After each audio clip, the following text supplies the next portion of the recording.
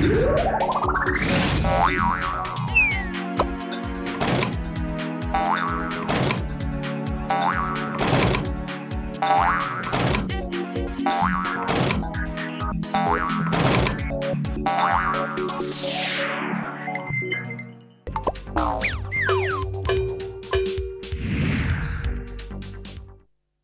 morning, grade 12 learners of South Africa. Welcome here to Mindset. Today we're going to be working through biodiversity and speciation. In other words, where species come from. How did this earth get populated? And they are, remember, just theories. So everything is just a theory. And that's how you need to look at the whole biodiversity section as you study it. So we're doing biodiversity and the theories of the origin of plant and animal species.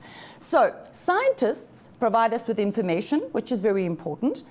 Then, based on that information, they are going to formulate theories and they have to follow acceptable practices. If they behave in an unethical way, their theories are not accepted.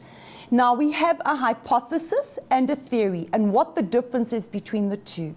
A hypothesis comes from Greek meaning to suppose.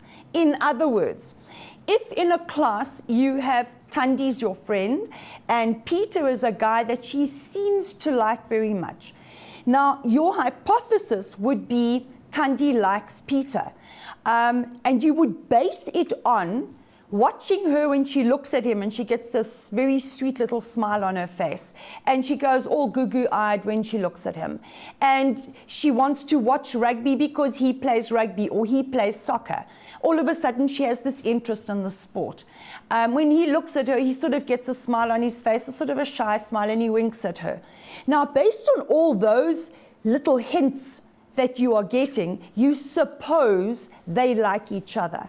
All right, so this would be a hypothesis. So the hypothesis, you are supposing, it suggests an explanation for observable phenomenon, you watching Tandi and the way she looks at Peter, or a proposal that predicts a possible outcome. The two of them are going to start going out.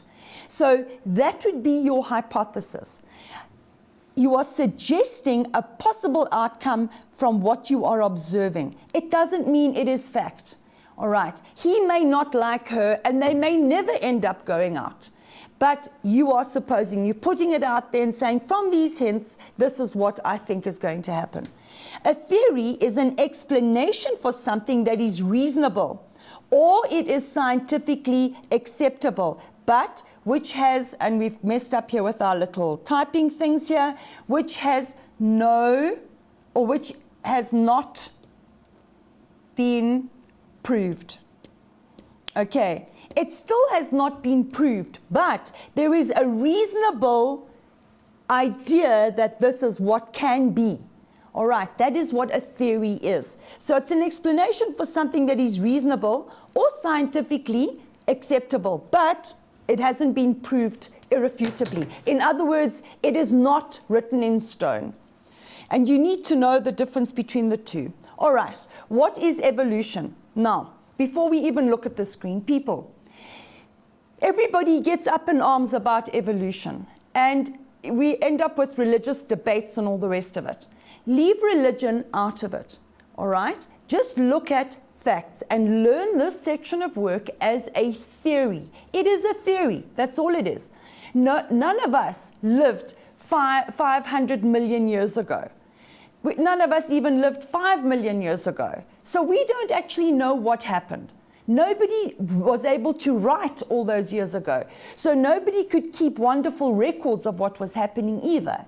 So it is just a theory. There is not enough proof to prove evolution occurred, but there is enough proof to say evolution could have occurred.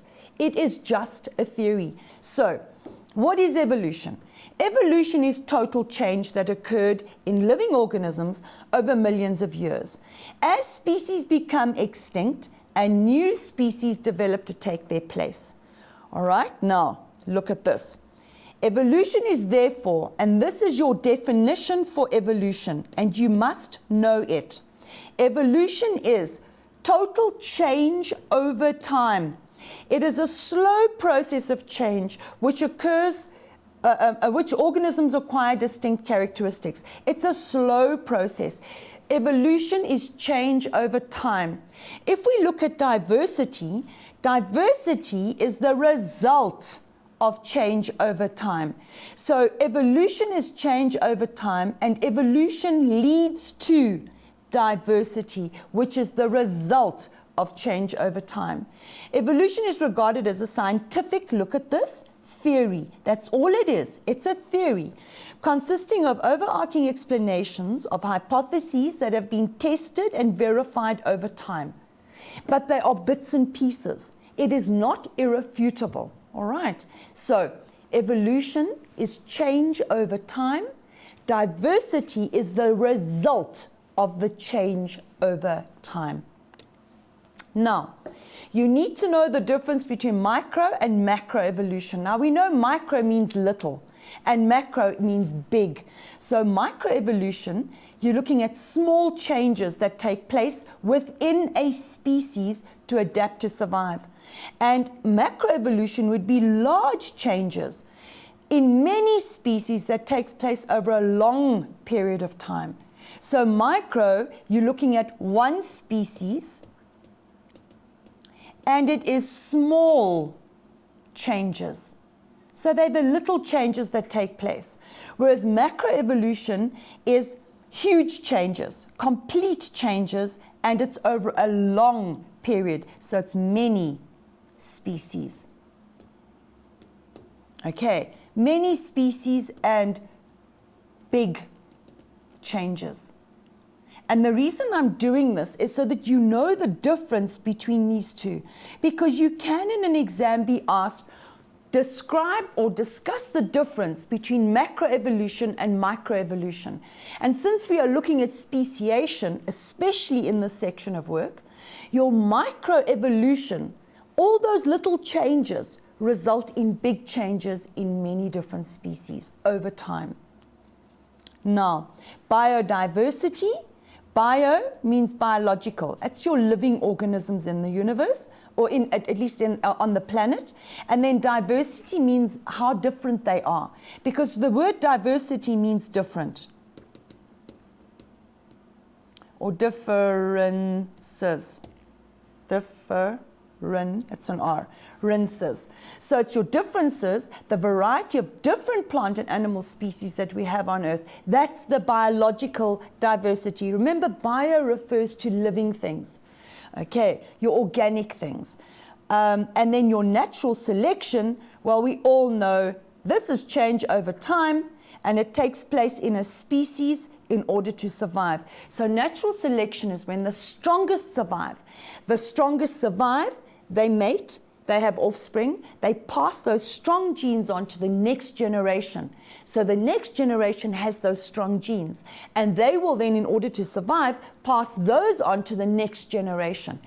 If the environment changes and their genes and the characteristics they have are not strong enough to survive, they die, and that will then not be passed on to the next generation. So that is natural selection.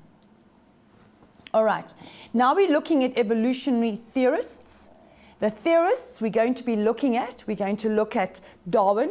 We're going to look at two Darwins. We're going to look at Erasmus Darwin, that was his grandpa, and then we look at Charles Darwin, the grandson.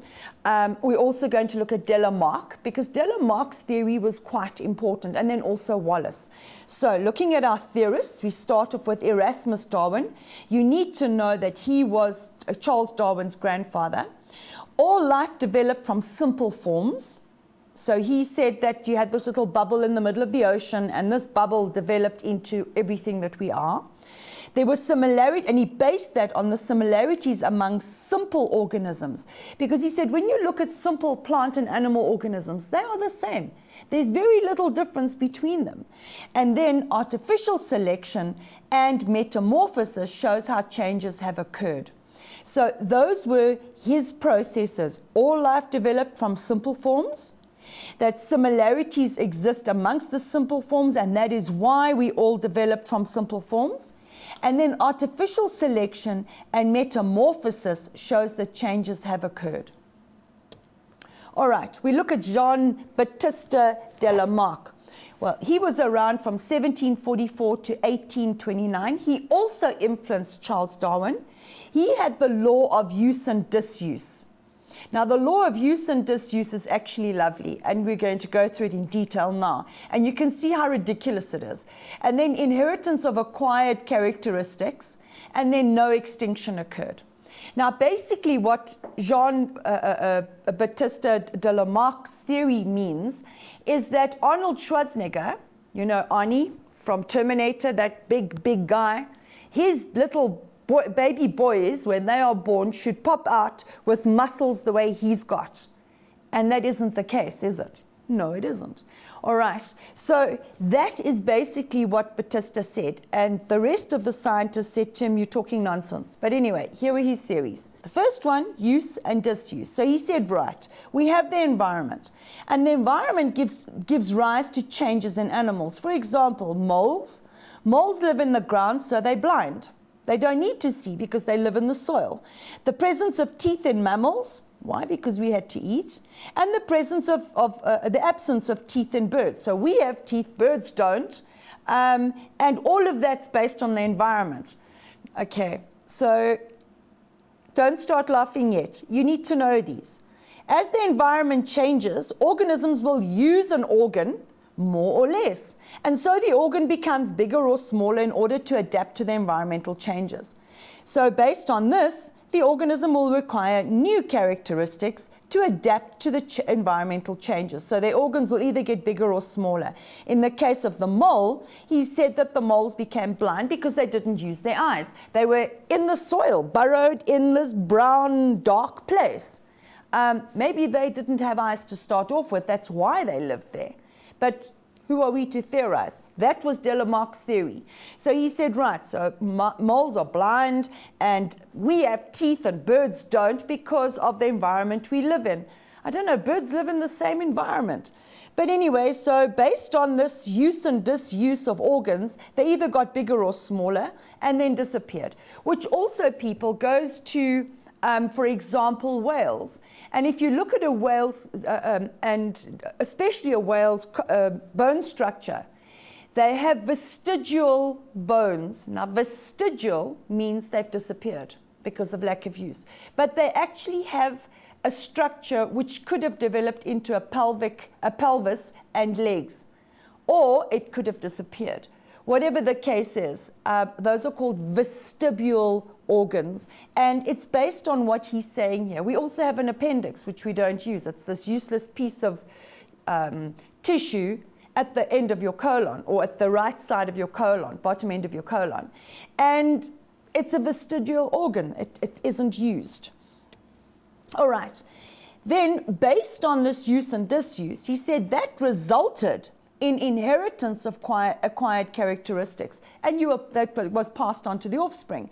So Lamarck uses giraffes to illustrate that there were short-necked giraffes, and they started competing with other herbivores. So they decided, wow, let's stretch our necks so we can reach up higher up in the trees, so there's less competition for food. And as they stretched their necks, so their necks became longer. And this acquired trait was then passed to the offspring, causing long-necked giraffes as a species. Now, let me give you an example of why this theory actually cannot hold any ground. In today's life, and with all the surgeons we have, if I don't like my nose, I can go to a surgeon, a plastic surgeon, and have my nose redone. They break it and they restructure it. It's called rhinoplasty. And I can end up with this beautiful little tiny ski ramp nose. My children, however, are not going to acquire this tiny ski ramp nose. They're going to end up with this thing that I ended up with, genetically. That's it. That's life. They're certainly not going to get my beautiful restructured nose. So it's the same process here. It cannot work. And that is why, no matter how short the neck is, you cannot stretch those bones to end up looking like a giraffe. A giraffe is a very, very special animal. Its heart pumps differently. Its blood pressure works differently because its head's got to go down for it to drink. Okay, So there are a whole bunch of things that created the giraffe as it is. It certainly wasn't because it decided to stretch its neck longer and longer and longer. So here's the ancestral giraffe, and there's the modern giraffe with the long neck, except that there aren't extra vertebrae. It's those 7 cervical vertebrae that have actually just got longer. Now, rejection of Lamarck's theory. They said organisms do not evolve because they were determined to change, but by changes that took many place randomly due to mutations, you see. So that is what happened. It was mutations that caused changes in organisms, not because the organisms decided, I need longer legs so I can run faster, or I need bigger shoulders so I can swim faster or swing from trees or whatever the case is. Organisms didn't just decide we want to change and then change. It's impossible. We all know from our own physical structures, you can't just think, well, I want to be thin, therefore I'm going to be thin. It doesn't happen. You've got to do something. Okay, it was agreed that Lamarck's theory is incorrect because physically stretching a neck cannot alter people. Look at this, the genes. Only mutations can alter genes. Okay, a gene doesn't alter on its own. It's only mutations that can. Right? Acquired characteristics cannot be inherited. Like a small nose, if I go and have plastic surgery for a small nose, that nose is not going to be inherited by anyone. Only genetics can cause physical changes. In other words, you will see it in the phenotype. Okay, the phenotype cannot affect the genotype. The genotype affects the phenotype. Remember when we did genetics, what is in the genes will come out in the phenotype, what you see physically. But what is physical certainly does not change the genes, phenotype does not change the genotype. Okay, Alfred Wallace. Alfred Wallace was actually amazing. Okay, he was also known as the father of biogeography, but he lived in 1823 to 1913. Now, people remember, in these days, they didn't have cell phones, they didn't have huge computers, they didn't have anything fancy. These guys used to get on a ship and sail for 6 months till they found a place that they then landed. Okay, they'd be away from home for 2-3 years at a time, because that was what they did. They wanted to explore. He's known as the father of biogeography. He also put forward the theory of the Wallace Line and the Wallace Effect. And we're going to have a look at this. And the Wallace Line and the Wallace Effect are very closely related to a lot of the processes that we follow today. So, Alfred Russel Wallace, he was a naturalist, he was a biologist, he was a geographer and an explorer. And Darwin based a lot of his theories on Wallace's proposed theory of evolution due to natural selection.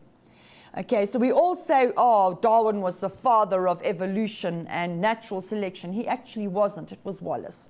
Wallace affected a lot of what Charles Darwin went on to try to prove theoretically. Wallace was regarded as a leading expert in geographical distribution of plants and animals in the 19th century and is sometimes referred to as the father of biogeography, in other words, where plant and animal species are found.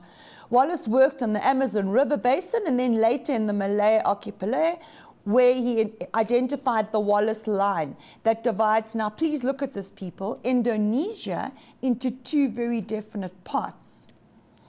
Now the Wallace Line, one side, because imagine you have this line like that.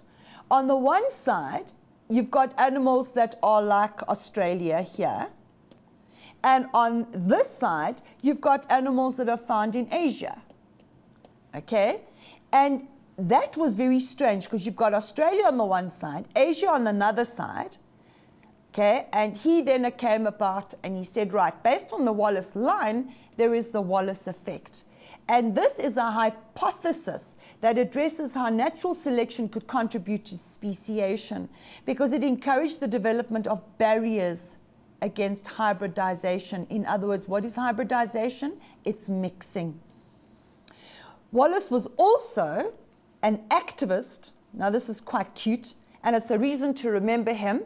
All right, you young, you youthful, you should all be activists in a whole bunch of things like keeping this world green and conservation and recycling. So he was an activist, and he wrote both social and scientific issues at the time, including the impact of humans on the environment. So even then, he was having an issue with people and what people did to the environment, which is, I mean, and this was in the 19th century, people, so definitely something to look at. All right, Charles Darwin. He came along 1809 to 1888. 82. Survival of the fittest. That's probably the biggest theory that we know Charles Darwin for. He said extinction does occur, and that extinction results because of natural selection. So survival of the fittest actually results in natural selection as well. Extinction results in natural selection. So all of these are linked. Okay, Darwin's theory of evolution. So he wrote and he had lots of theories, and he was influenced by Alfred Wallace and a chap called Charles Lyell. Now, Darwin realized that natural forces gradually alter the Earth's surface and the climate, and that those natural forces we can't change.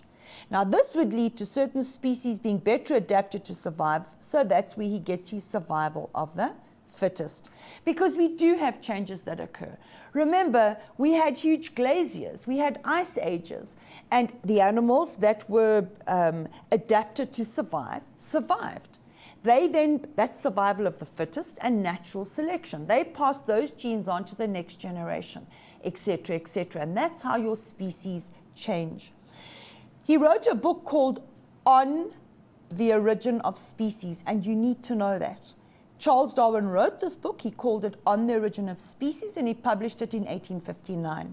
He concluded that species were not created in their present form, but that they evolved from a common ancestral species. Now, people, please, when you read that, or you look at that, or you learn that, remember, the word evolution is not a swear word. Evolution means change over time.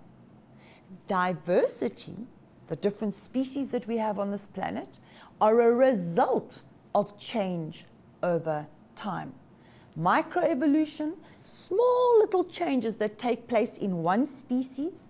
Macroevolution, huge changes that take place in many species in the same period.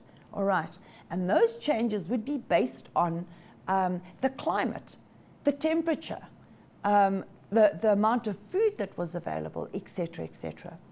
All right, so species were not created in their present form, but evolved from common ancestral species. Organisms evolved by small, gradual changes that take place over many successive generations, based on natural selection, because the strongest and the best survive. And that is what natural selection is. The strongest and the best are adapted to survive. Now, if you think of us human beings, we have very, very special medical processes. We have incubators for babies that are born early. In the olden days, those babies would have died, okay? Your strong baby that arrived after 40 weeks of gestation and was strong, those babies would have survived. In the old days, the weak babies would have died. Okay, and the same happens in the animal kingdom. The strongest survive, the weak ones die. And in the bushveld and wherever in the wild, your weak ones are the ones that get caught by the predators. So the predators also ensure that the strongest survive. All right, now if we look at his theory rests on 5 principles. This is Darwin. 5 principles. And these 5 principles, if you take each of them as they are, it actually does make sense. He said all species show structural and functional variation. Did you know, by the way, just to take a break there, that there are more variations in human beings than there are in any other species on this planet? we have a lot of variations. Now, it's those structural variations and functional variations that affect an organism's chances to survive. And if you look at human beings, they live on every single inch of this planet. You can find human beings. They will adjust to survive. Each species, second point, has the ability to reproduce. And if the population of the species is not controlled, they will eventually run out of food and living space. And then we'll end up with what we know as environmental resistance. Okay? We'll end up with environmental resistance, which will result in the population decreasing.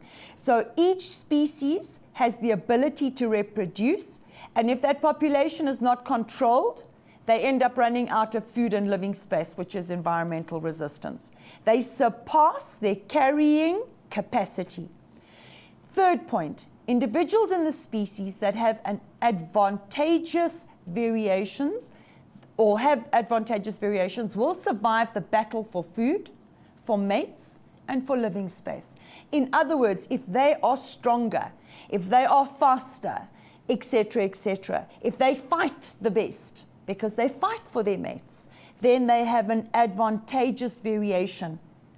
They will then survive the battle for food and mates and living space. The constant selection of the better adapted and stronger individuals, and it eliminates the weaker ones, this results in evolutionary changes.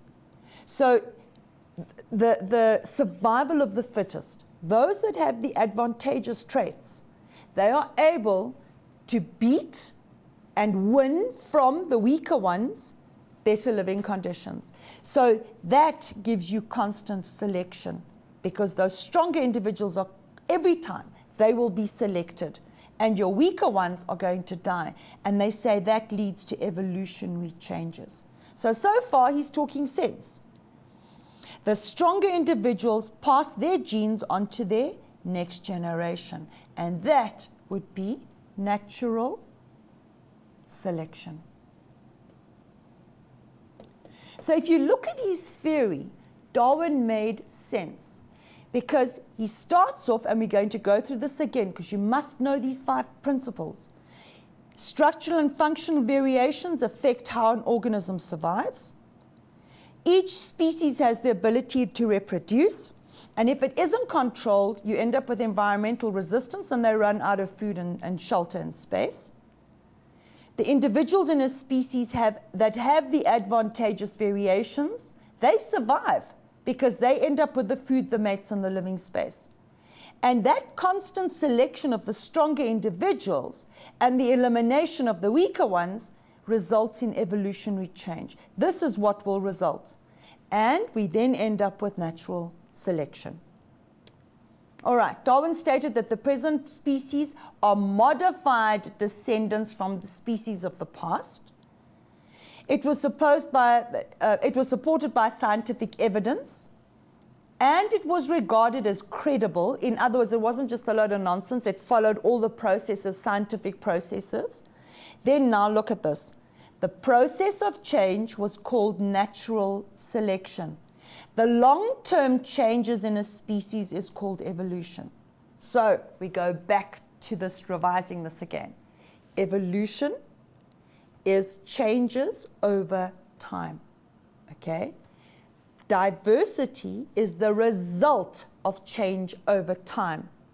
And natural selection is the process that results in diversity over time. So we have first natural selection, which is the process of change. That results in long-term changes, which is evolution, which is the result, and leaving biodiversity, which is the result of the change over time. Okay, Darwin spent time in Galapagos, okay, and that's near Ecuador. Darwin carefully recorded the appearance of the finches. Now remember, there are islands. There are lots and lots of little islands dotted all over the show. And each of those islands has its own climate. It has its own natural biodiversity, its own plants, its own animals, okay, and therefore its own food that's available to animals. Now, Darwin's conclusion, the variation between the finches, because the finches are all similar but slightly different, are due to the lifestyle and the behavior. He suggested this proved his theory of natural selection. In other words, each type of finch adapted to its environment. He said that this is what the common ancestor looked like. They're all very dull birds. Actually, a finch is like a mossy.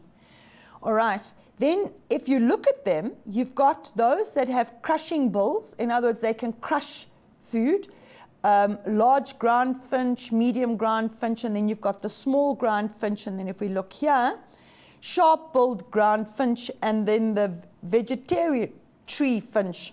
And they all have slightly different beaks, but their beaks are, the shape of the bird is the same. It's just the head structure that's a little different. It's got a crushing bill. Then you have probing bills. Here's the cactus finch. It's got a long one. Then you've got the warbler finch. It's got a slender bill, but it also feeds on insects. Then you've got the woodpecker finch. Now, clearly, he's going to have a large straight bill, and he feeds on insect larvae because he goes into the structure and digs them out. It uses the cactus spines or sticks to poke insects out of holes in the wood. That's actually quite an intelligent bird as well, if it can do that. Then you have the grasping bills. You have the large tree finch. It's got a parrot-like beak, and it eats seeds and insects. So, and you've got this one here, which is the parrot bill, a parrot-like bill as well. It's the large tree finch as well, but its bill is slightly different, and it feeds on seeds and insects as well. So these clearly should be related. That's just slightly larger. If you look at these two, also, just one is slightly larger than the other. This one's top is a little smaller, and this one's bottom is a little more pointed. So they all look like they come from the same family. And that is what Darwin's theory was. He said, if you look at these finches, they're not extraordinary birds. They're these dull, little, tiny, yucky birds. But they are birds nevertheless. And the body structures, everything else is so similar. It's just the beak that's different. And the beak is adapted to what they are eating. Are they eating seeds? Are they eating insects? Are they eating hard? Do they have to crush anything? And the beak is designed to do those functions. Then we have natural selection. Now, people, mutations cause variations within a species. And they aren't, we tend to think a mutation is a really bad thing. It's awful. A mutation is awful. It's going to cause death. It doesn't. You get good mutations. Okay? If a mutation is good and it helps an organism to survive, then we say it becomes a fixed mutation because it helps the organism. If the mutation occurs and it is not good for that organism, the organism will die. It won't survive. So then we call it a lethal mutation. And if a mutation is neither good nor bad, but it's happened and it sits there, we call it a neutral mutation. And when conditions change, that neutral mutation will either become a fixed mutation because it will help the organism to survive, or a lethal mutation because the organism will die. So a neutral mutation is there. It's happened. It's just sitting there. It's not good. It's not bad. It's just waiting for the conditions to change. But a lethal mutation will kill. It kills the organism, so it cannot survive. If it doesn't survive, it cannot pass its good genes on to the next generation. If it's a fixed mutation, it's good. So it becomes part of that organism and it gets passed on to the next generation. So mutations cause the variations within species. And those mutations will be the good mutations, all right? And if they are good, they will become fixed. Variations may occur due to crossing over in prophase 1, and you must remember this, and random assortment of the chromosomes in metaphase 1 of meiosis. All right, so prophase 1 of meiosis, and then the random assortment during metaphase 1. That crossing over is very important because remember, from that crossing over, you're going to have a piece from the female is going to break and a piece from the male is going to join. So your chromosomes, just to refresh your memories, okay, we have crossing over like that. Let's shade this one. And remember, crossing over takes place in prophase 1. So the result of this is that piece is going to break off and that piece is going to break off. We're going to end up with a chromosome that looks like this. Your homologous chromosomes. This one that was shaded is going to now have a piece from the other chromosome, and this one here is going to have a piece from that one. So then that is what you end up with during prophase 1 and the crossing over. And then remember the chromosomes in metaphase. At metaphase, if that's the equator, you've got the chromosomes lined up like this.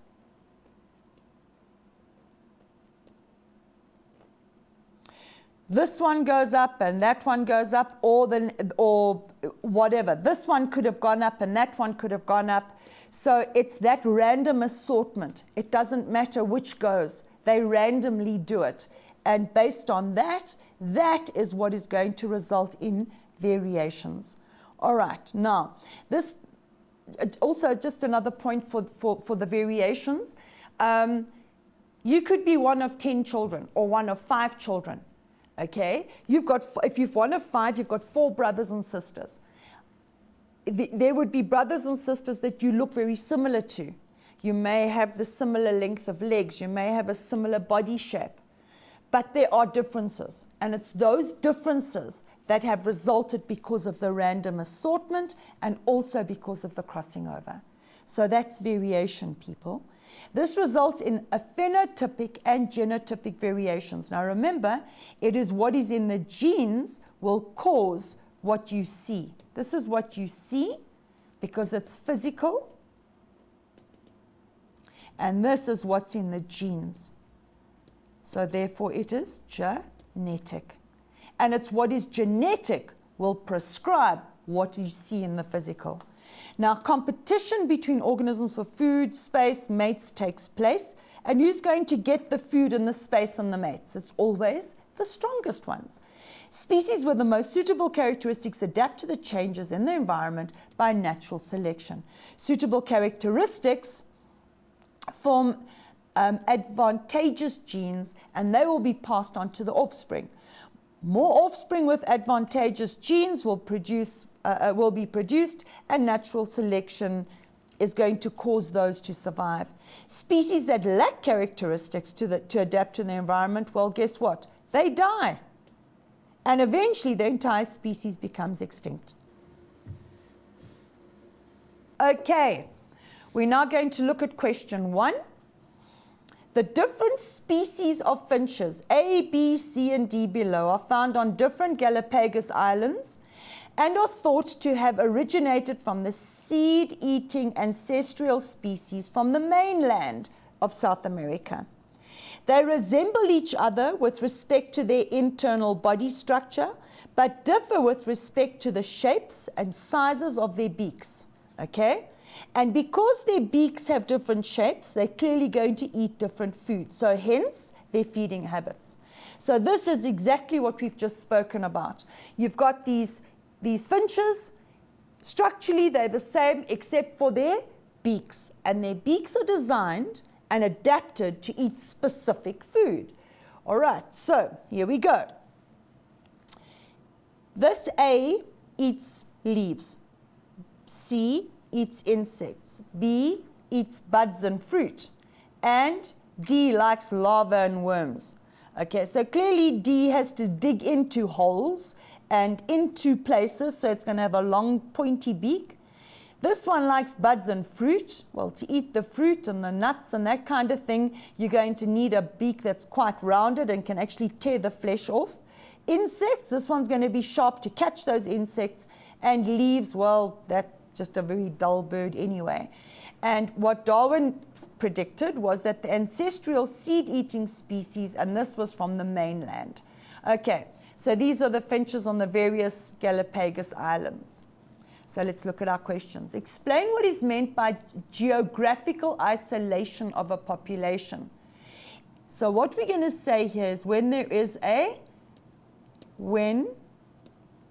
a geographical barrier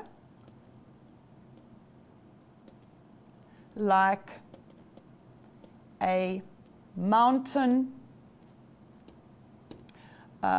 or sea separates now this is not a population. Remember, finches are all one population, so we say a subpopulation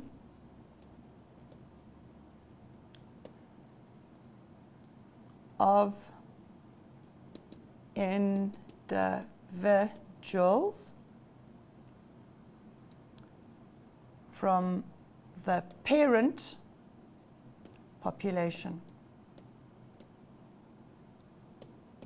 So therefore,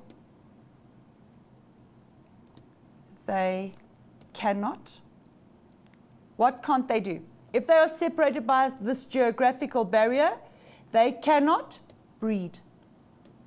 Remember, people, your definition for a population is individuals of varying ages, okay, that belong to the same species, that live in the same area, and can interbreed.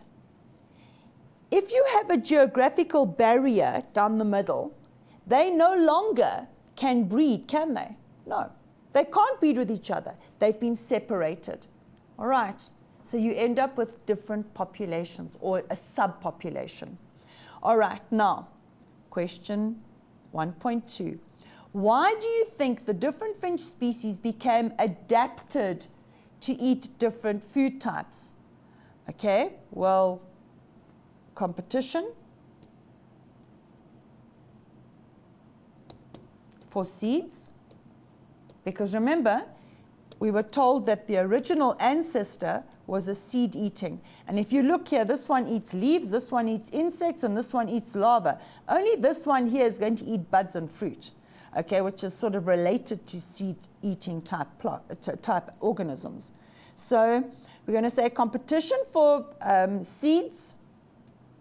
We can also say availability of different food.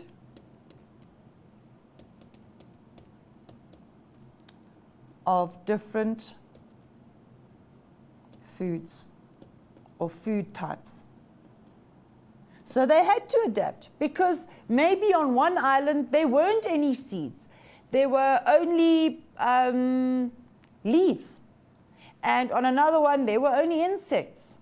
All right. Now, if there are grubs and worms, well, those grubs and worms grow into insects. So you would have had the change there. Okay. Explain the process by which the different species adapted and evolved to eat different types of food. Now, we want that process, and that process is going to be, and it's for 5 marks, so we're going to have to write quite a lot. So what we start off with is this. We say, right, we have, first of all, a great variety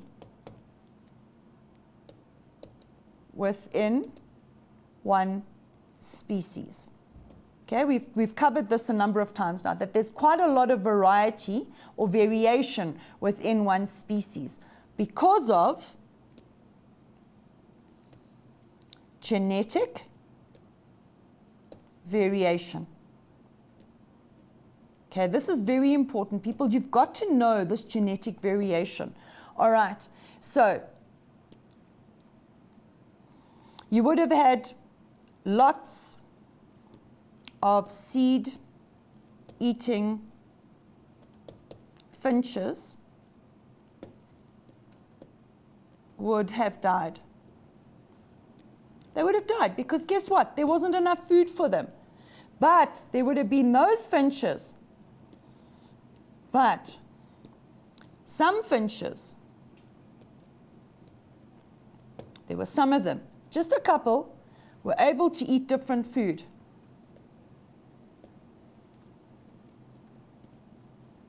I'm going to put the word survive. Survive on different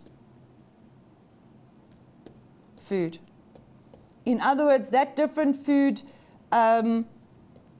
non-seed food. Okay? So they were able to survive on non-seed food. And that meant, I'm going to just write this in here, they survived. And this is just for you. Okay, so based on that, they survived. And that was good. So if they survived, they were naturally selected. And what did they do? They passed their genes on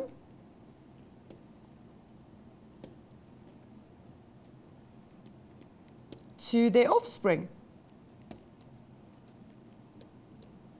And their offspring was the next generation. You see how it all comes together? All the work that we've done so far just slots in. So we say, right, what happens then? There were species became, the species survived and adapted to the specific available food. All right, so let's put there on the island, just to make it completely correct. So this whole process, remember, follows this. You have these organisms, and they end up in a place where the food that they normally eat isn't available. A couple of those organisms are going to be adapted to survive on something else. They're going to make a plan, okay? They then start eating grubs, or they start eating something else that is available to them. Some survive, and the rest starve to death and die. Those that survive take those genes and they pass it on to the next generation, because it's a variation, and that variation is passed on to the next generation. The next generation now has that variation, and they become adapted to survive in that environment with the food and the shelter and the space and the water that is available to them. And the fact that that happens, they create a bigger change in a species. Eventually, those little microevolution changes, those little changes within a species ends up changing the whole species. And they then end up living to survive. All right, and they pass that on to the next generation. So the variation becomes fixed. Hope you've got that now. This was taken from the exemplar for 2008. Alrighty, now we look at artificial selection. Now, artificial selection is not natural selection. Artificial selection is us, human beings, when we come and we start interfering and we start breeding things for traits that we want. Okay, so it's used to produce hybrid plants and animals. Now, a hybrid is a mixture. Okay, it's always a mixture, it's not pure. A mixture of plants and animals to suit our needs. How? Because we control the breeding. It's not natural. This can be classified as an evolutionary mechanism because we are now interfering with nature. But we are causing change. And the minute there's evolution, we are thinking of change. All right. Now, when this happens, we end up with new breeds, that would be animals, new strains would be microorganisms, and new variety would be plants. So when you talk about new species in animals, we talk about new breeds. New species in microorganisms, we talk about strains. And new species of plants, we talk about new varieties. Okay, if you've ever listened to any horticultural type programs where they talk about flowers and plants, that's what they're going to be telling you. As you're talking about the variety. There's this rose variety and that rose variety and this lily variety, etc. Okay, new varieties of plants and animal breeds are produced relatively quickly by selecting parent organisms with desired traits. So that's what we're going to be using, desired traits, because we are going to artificially select what we want. The commercially viable organisms would be homozygous, remember, pure, for all the genes involved. So homozygous was pure, whether dominant or recessive for their desired traits. Remember, for recessive, you always need, let's say, 2 traits for that recessive trait to come through, or 2 genes, sorry, for the recessive trait to come through. If it's dominant, we can have both or 1 dominant gene for the trait to come through. Artificial selection results in change in the frequency of the alleles in a population. So we are here, if the frequency of the alleles changes, that means we are now affecting the genes. All right, we're affecting the genes. Now we have inbreeding. Inbreeding is when you breed organisms that are closely related. So it's the mating of 2 closely related organisms, genetically related individuals, to enhance desired traits. So that would be inbreeding. They very often have inbreeding with horses. And that's why some horses go a little dilly. But especially with race horses and show jumping horses, there's quite a lot of inbreeding there. Why? Because you want those traits to be pure. Advantages: desirable traits are enhanced in the species without contamination from other species, and we end up with a very pure breed. The animals with undesirable or weak traits should be culled. That means you put them to sleep. Undesirable traits can be isolated and removed, and recessive genes can be isolated as well, and we end up with predictable offspring. So if we are breeding a racehorse for long legs and power, okay, because we want a long distance runner, then we are going to select those genes that we want, and we're going to breed parents that have those genes. All right. If you want a strong horse that can do show jumping, you're going to select a very different set of genes to breed with. Now the disadvantages. So those are the advantages. The disadvantages, you end up with a gene pool that becomes restricted. Okay, the strain becomes homozygous for a lot of defective traits. Certain dog breeds, like German Shepherds, okay, they end up with hip dysplasia, which is very weak hips. They also end up with congenital femur dislocation, and that's very painful, especially if they are highly inbred. So they're highly pedigreed, you end up with congenital hip problems. Okay, congenital means that they're born that way. Fighting dogs in South Africa end up with a boerboel. It's just something, it was an example for you that you could relate to. They often become very aggressive, and we say they go mad, but they literally go insane. And you have to end up culling them, putting them to sleep. You have a low resistance to disease, increased possibility of recessive abnormalities like albinism, although strangely enough, there are some species of animals that we as human beings breed because they have the albino trait. So that we can have a white tiger and a white lion, and because they just look so cute, because we as human beings think that all the animals on this planet were put there for our speciality and our happiness and whatever. It's not true.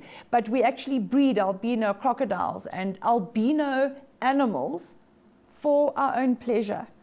But anyway, and then you have decreased heterozygous traits. Now, the more heterozygous an organism is, apparently the stronger it is. And what I did here was I gave you a picture of a Great Dane. Those are your biggest dogs you can get. And then a little Chihuahua. And my neighbor has one of these. And let me tell you something now. They should actually breed Chihuahuas without vocal cords to be far more pleasurable. Okay, outbreeding. The mating of organisms is totally with unrelated strains. In other words, you would take animals that are completely different. This leads to offspring that are better adapted for survival than either of their parents. And this is called hybrid vigor. Okay, that means it's vigorous, it's strong, it's vigorous. Okay, examples of outbreeding are as follows. If you have mongrel dogs, you know your what we call pavement specials or pavement special cats, they end up being absolutely healthy animals. They are strong and they're healthy and they just are amazing. So cross between two different dog subspecies and are stronger and they are hardier than highly pedigreed breeds. Okay. You've also got, for example, at the end of the day, the ancestor of a domesticated dog is a wolf. But if you go and you breed a wolf dog, which they take a German Shepherd or a Husky and they cross it with what they call a wolf, and you put the two together, you end up with a dog that really isn't very protective.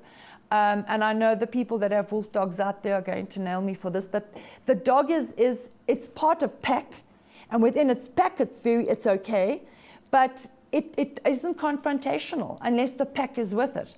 And you end up with a dog that sits on your roof of your car and howls at the moon all the time, which doesn't really work when you're living in a city. Okay, so your mongrel dogs are really special dogs as well. You also have something called mules, and unless you live in really rural areas, you won't even have ever seen a mule. But a mule is a cross between a donkey and a horse. And in this case, they are unable to breed. All right, they end up being sterile. But your mules are much stronger. They're better suited for many tasks than either of the parent. But okay, let's look at the advantages. When a subspecies is crossed, you end up with a stronger, more resilient breed. Okay, and it results since the desirable traits are bred into the species. You have genetic variation. There's a good gene pool. You have increased resistance to disease. You have new traits that have been introduced, etc., etc. And all of that is wonderful. But the disadvantage of interspecies crossing, like, for example, if you take a donkey and a horse and you breed them, they're unable to reproduce. Okay, the chromosomes cannot form homologous pairs during meiosis, and we end up with, instead of hybrid vigor, we end up with hybrid sterility. And they're also far less predictable, the less predictable offspring. For example, if you have an alley cat and an alley cat and they mate, you end up with kittens that are, they may not look like the parents at all. Okay, so your offspring are less predictable. And in the case of a mule, when you have interspecies, there are no offspring. Okay, this here is clearly a donkey that was crossed with a zebra because it's got the zebra legs and the donkey-shaped body. Okay, this picture's a little bit distorted, but this is what they call a liger. It's a cross between a tiger and a lion. So that's a liger. And this is what a mule looks like. It looks quite a lot like a horse. It's got pretty much the same shape as a horse. It's very sturdy across the chest. It's strong. But there are features that make it look a bit like a donkey as well. But they are very, very strong. Now, if we look at artificial selection in plants, people, plants are deliberately altered. Okay, we change their genetic makeup. Why? Because we want something different. We want a watermelon that has no pips. We want seedless grapes. We want seedless naartjies. We change it. So the interbreeding for desired traits continues until a new variety is produced. We end up with homologous recombination. Homologous means it is pure. Of chromosomes, and it's used to generate genetic diversity. So we have cross-pollination between varieties, which we can use. Also, plant breeding and genetic engineering is used to produce crops that they yield more food, they're faster growing, they're pest and disease resistant, they're drought resistant, they're frost resistant, they require less water. You get, for example, I planted grass in my garden that is not sensitive. It actually doesn't need a lot of water, but it also is resistant to frost. So if you do have frost, the grass stays green. It doesn't get burnt like normal grass does. And here are the different varieties of mealies that you're going to get. So These are sort of funny shaped. Those are different colors. These are brown. These are like your popcorn mealies. Here's a watermelon that's pipless, and those are far better to eat than ones that do have pips. Hybrids have the following advantage: increased fruit size, increased body size, increased production of eggs and offspring and seeds, increased resistance to disease. It'll reach maturity quickly. Okay, that's your plants and your chickens. Decreased need for water, especially with plants, so you can grow them in really dry areas. Okay, and I know I'm going very fast now, but I'm sort of running out of time here. People, you've got to remember that with natural selection, it happens naturally. So it's survival of the fittest, and that's it. But when we start interfering and we have artificial selection, we're going to be using biotechnology, and it is a form of biotechnology. And you will take pollen from this plant, and because it's got the desirable characteristics that you want, and go and put them on another plant which has other desirable characteristics that you want, and you crossbreed until you get the plant that is perfect. And that would be the plant that you use. Okay, and the seeds from that plant. The problem is, though, when we start going for seedless plants, remember, the seeds contain the embryo that will then ensure that that species survives. All right, so if it's seedless, the only way you're going to propagate those plants is by artificial or vegetative reproduction, artificial propagation. You're going to use cuttings, you're going to use runners, you're going to use all kinds of different processes, a cutting of the leaf, the root, the stem, etc. Okay, natural selection and speciation. Now you have to pay attention, because this can get very confusing. So if you learn it piece by piece, it will all make sense. We have species. Now, a species is a group of organisms that are similar in appearance, okay? They share the same DNA sequences, and have the same mating rituals, and they can interbreed. Now, remember, the definition for a population was this: individuals of varying ages in the same species that belong to the same area or live in the same area that are able to interbreed. Now let's look at what is species. These organisms they're similar in appearance. Think of human beings, we're similar in appearance. We have the same DNA sequence. All right, we don't have different DNA. We have the same DNA sequences, not genes, sequences. And we have the same mating rituals. Okay?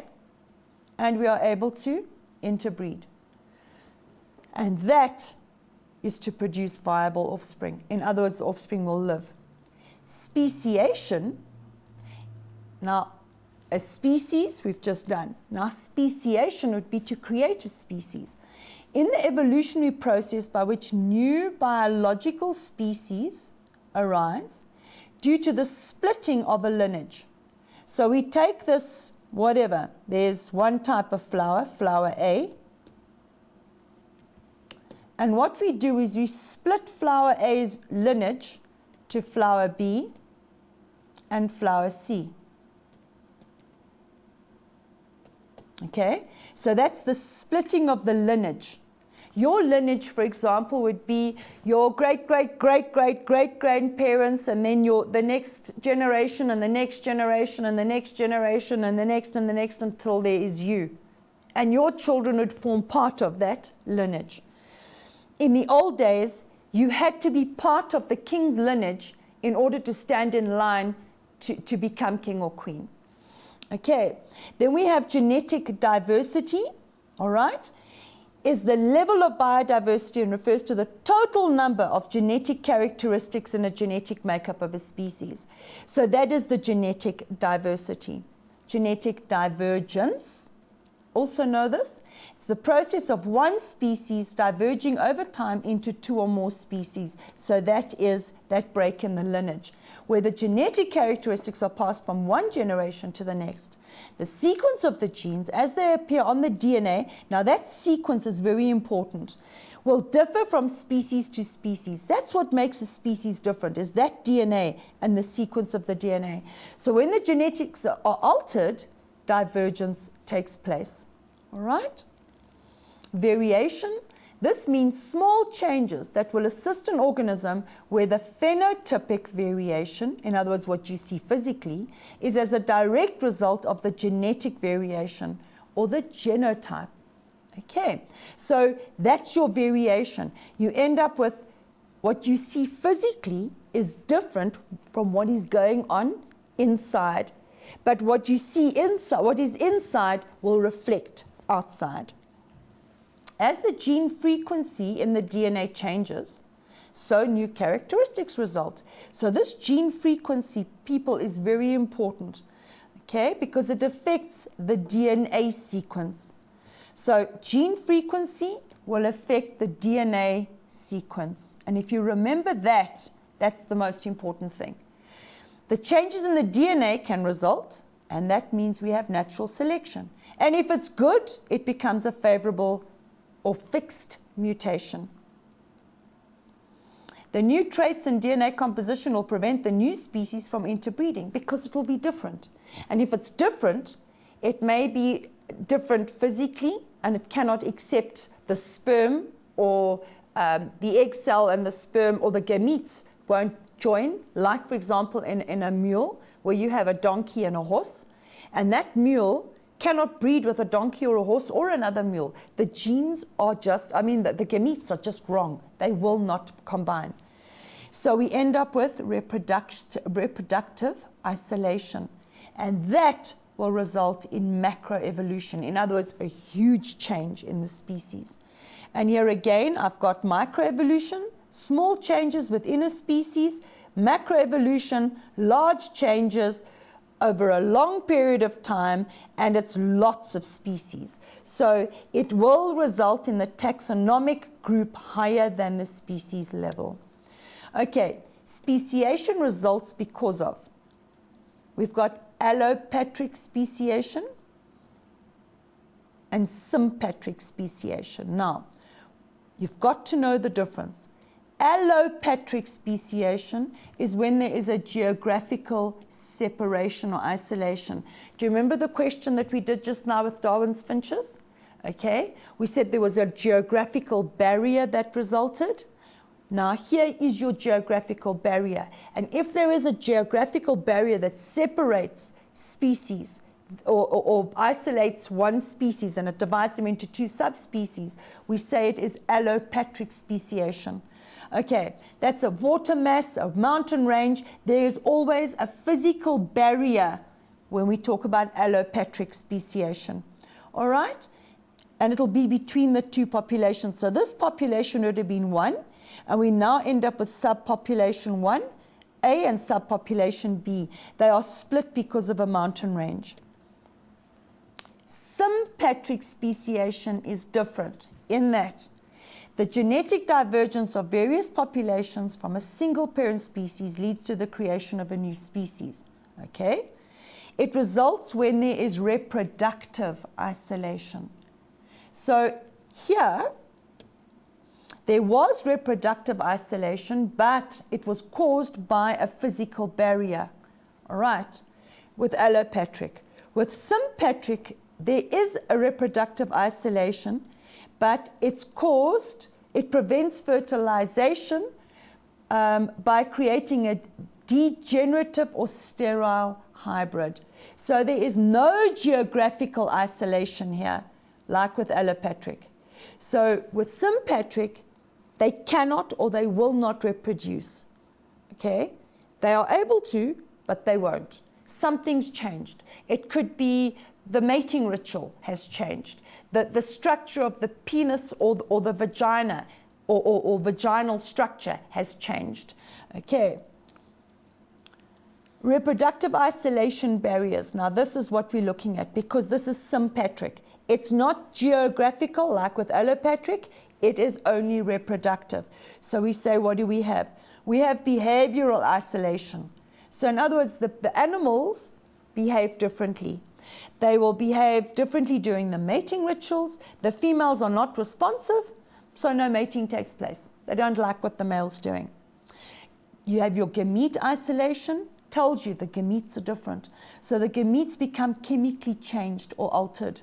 Okay? That means They cannot fuse. It becomes impossible. And that is why when we have a donkey and a horse, we end up with a mule, and that mule's gametes are just wrong. They don't fit with a horse, they don't fit with a donkey, and they don't fit with other mules either. The gametes are isolated. They cannot reproduce. Then we have seasonal isolation. So reproduction takes place at different times of the year or the season. Now in plants, for example, the anthers and the stigmas mature at different times. So that prevents cross-pollination, and that is a form of seasonal isolation. Mechanical isolation. The male structure and the female reproductive parts change. So those reproductive parts change, and therefore they cannot get the egg and the sperm cell, or the male and the female gametes together. So in flowers, the stigma normally releases enzymes to stimulate growth in the pollen tube. In this case, the enzyme will not stimulate the growth of the pollen tube, which means that the male gamete will not get to the egg cell or the ovule. In this case, it just won't grow. In animals, the genitals change, so the sperm cannot be transferred to the female. Okay, we're now going to, people, you must learn all the different types of reproductive isolation. And remember, that is part of sympatric. Think of sympatric as sexual reproduction isolation. So it's sexual reproduction. You need male and female gametes, and you're stopping those male and female gametes from getting together. So sympatric is sexual, whereas allopatric was a geographical barrier. Darwin discovered two different varieties of tortoises on two different islands, okay? Two different varieties on two different islands of the Galapagos Islands, okay? One has a dome shell and a short neck. The other has a longer neck. The two islands had very different vegetation. One of the islands, Island X, is rather barren, dry and arid, which means it's like a desert. It has no grass, but rather short tree-like cactus plants. Okay? On Island Y, there are no cactus plants, but it has a good supply of water, and grass grew freely across the island. The diagram below shows the two main varieties of tortoise on the Galapagos Islands. Okay, so here we have tortoise A and we have tortoise B. Now if we go back here, on Island X, all right, it's dry and arid and there's no grass, but there are short tree-like cactus plants. So if we look here, this tortoise would be Island X.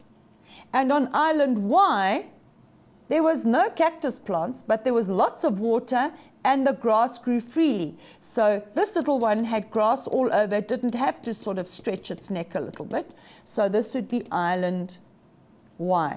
And no, this is not Telemark's theory that we're proving here. The tortoise with the longer neck survived on Island X, where the short-necked tortoises died. And that's why they survived. They didn't survive because they learned to stretch their necks. Okay, which tortoise, A or B, would have been found on Island X and Island Y? Well, we just have to go back here, and I said to you, it makes sense that tortoise A was Island X and tortoise B is Island Y. Tortoise A, and this would be tortoise B. And for that, you're going to get 2 marks. Okay, explain your answer to question 1B. Well, that's easy. We say that tortoise A, did I do this right? Let's just quickly check here. Tortoise A is X and tortoise B is Y. Okay, so it was right. Okay, explain the choice. Well, tortoise A had a longer neck to reach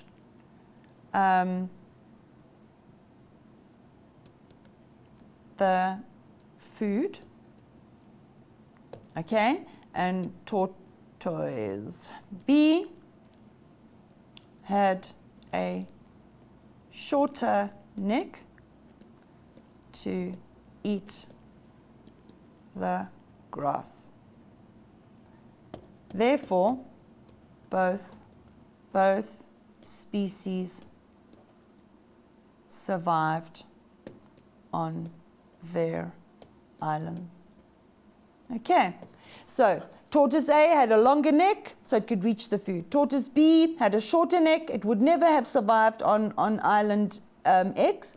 It had to have the shorter grass. Okay, describe the concept of allopatric speciation as it applies to the two types of tortoises. Now, all you have to do here, people, is say that with allopatric speciation, and I'm going to make this very brief because we're really running out of time here, but with allopatric speciation, we're going to have two species evolve. Okay? Because populations are physically divided by a geographical barrier. So that's already 2 marks. Okay, they're physically divided by a geographical barrier from the clearly from the original. So you've got your two species evolved because the population, the original population, is divided. Okay, then we say with tortoise or tortoises A and B, they were physically separated. They were physically separated from the original mainland population. Okay? So they each ended up on their own islands, A and B on separate islands with different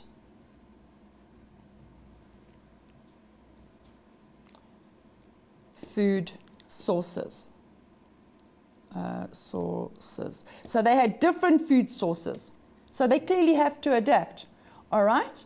So different food sources, you could have said different environments.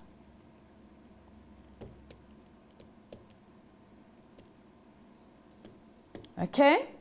So what happens?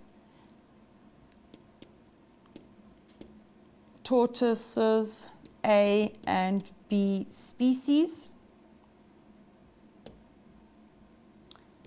had to change genetically, okay, and therefore physically, because remember you must change genetically first, the genotype, and then physically the phenotype, okay, over a long period of time.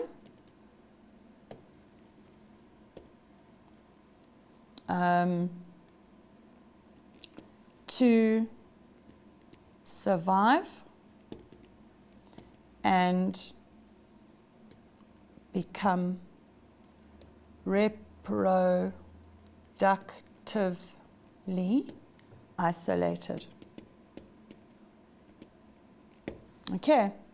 And if you write all of this, if you just take it from the start, they're asking you allopatric speciation, you say, right, allopatric speciation does apply. The two tortoise types, why? Because allopatric speciation means that the population split because they were physically divided, okay, by a geographical barrier. That geographical barrier was the sea, okay, island to island. Then, tortoise A and B were physically separated from the original mainland populations.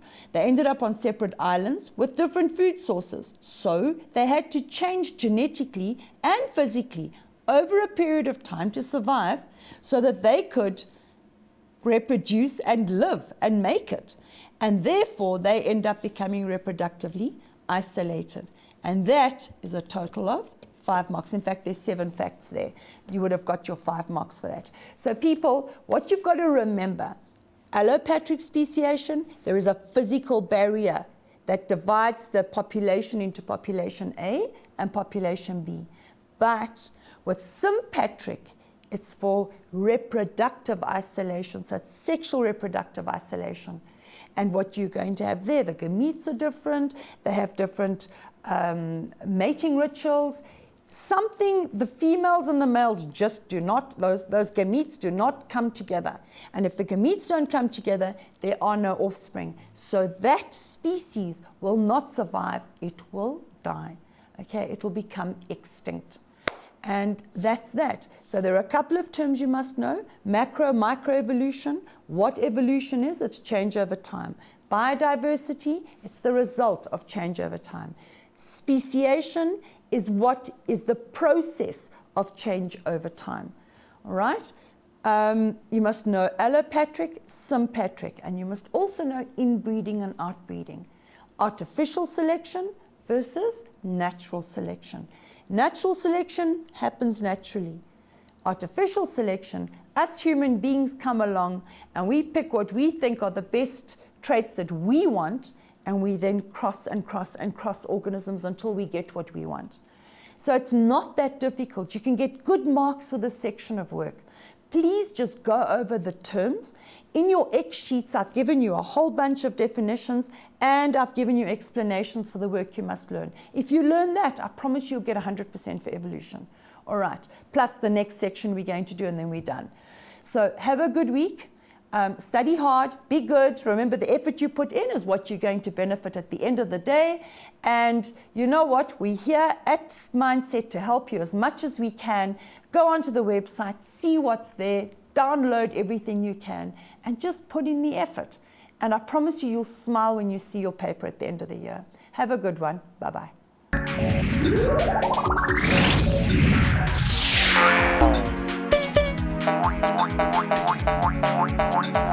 you.